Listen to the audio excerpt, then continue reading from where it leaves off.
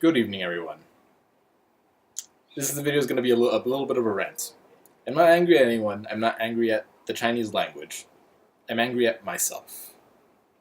So in economics, there's this thing called the opportunity cost. And to give an example, let's say that in 1 hour, you spend it playing video games. When in that 1 hour, you could have offered your smarts to tutor someone in exchange for $20 or $30. And the same concept exists in language learning, depending on how you want to spend an hour or a half hour or whatever time you devote yourself to learning a language. In the case of Chinese, it's instilled in every Chinese class that you have to learn 2,000, 3,000, 4,000 or so characters to attain basic, literacy. I just graduated from college, minoring in Mandarin, and I kept wanting to continue on the Mandarin grind. So I learned of the flashcard software Anki, how are you gonna pronounce it? And I downloaded the 3,000 most common characters. Again, to... Now, the cool thing about Anki is that the characters that you don't know as well, or the ones that are most difficult for you to memorize, they get repeated more often, so that way they get drilled into your mind easier.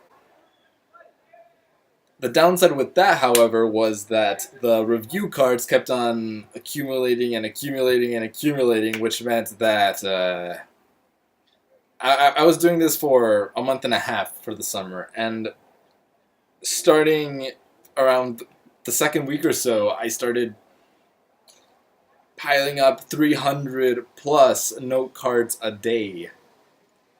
And to get through all of them with basic memorization, we're talking about an hour and a half of just...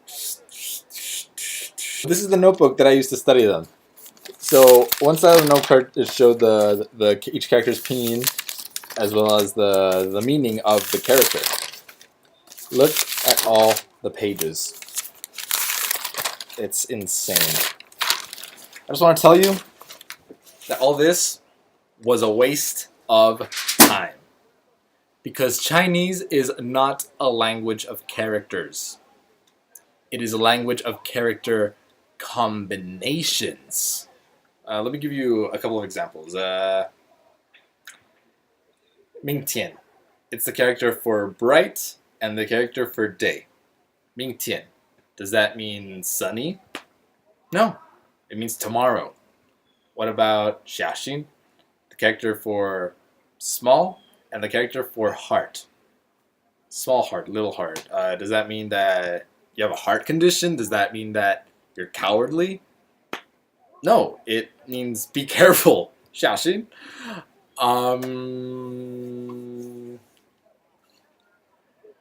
If I were to say to you, to hit the electric word, 打电话. That makes no sense in English, but in Chinese it is the phrase used to give someone a phone call, 打电话. One more. Beautiful country. 美国. Actually, this one's actually very, very accurate because it means America!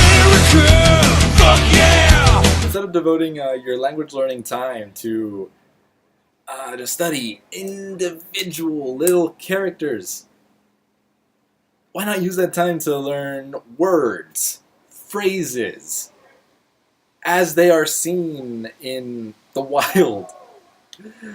Because characters' words, they are most enjoyed when you see them in the wild instead of in captivity, like in the Anki note cards. No, and how do you see them in the wild?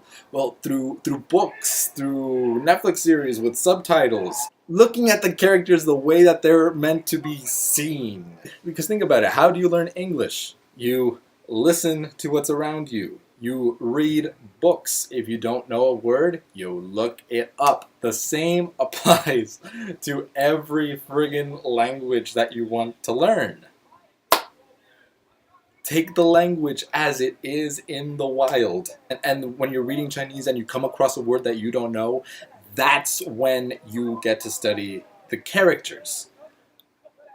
You take it as a whole, and then you decompose it. You've probably done this when you were bored as a kid in class. Whoa! I'm sure you've done this before. You've taken apart a pen, you look at the pieces, and then you have more or less an idea how and why the pen works. Same works in Chinese. I brought my textbook from school. Let's find a couple of examples. Consider the word for saliva, 口水, as a 口, which means mouth, and 水, which is water. 口水, mouth water, saliva. Okay, that makes perfect sense. It's not like the examples that I used at the beginning. Let's look for a better example, something where I have to put some thought into it. Something with radicals would be very great. I'll consider 恐怕. I'm afraid that blah blah blah. 恐怕. 恐 has a heart character at the bottom, and 怕 has a heart radical on the left side. Also, it has the bai character, which means white. So, what about your? I'm afraid that your heart starts beating, and you're so stressed your hair is turning white. 恐怕. See, that's what I love most about the Hanzi, that you could give whatever meaning you want with it. It can either be logical and straightforward, like 口水, or ridiculous and insane. From personal experience, the more ridiculous and insane, the easier it is to stick in the mind.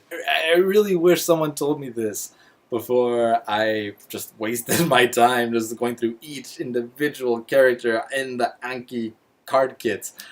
Because, okay, I'm just gonna say it. The reason why intermediate to advanced Chinese learners, they download these 2,000, 3,000, 4,000 most common characters and they try to devote themselves to learn them all, it's for self-gratification.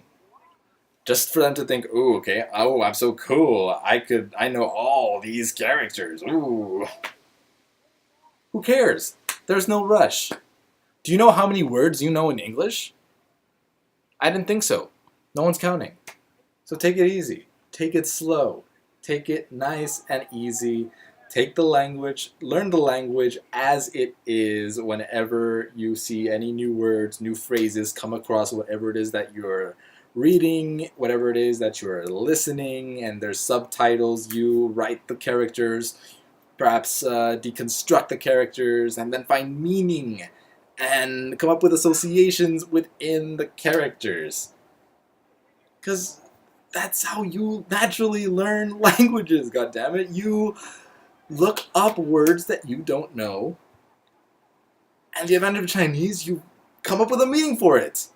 An association, so it sticks better in your mind. And instead of, wasting those hours, just no card, no card, no card, no card. If you do it that way, in my opinion, all those summed up hours within 1 year or 2 years, yeah, just take advantage of all those summed up opportunity costs. 祝你晚安，保重，再见。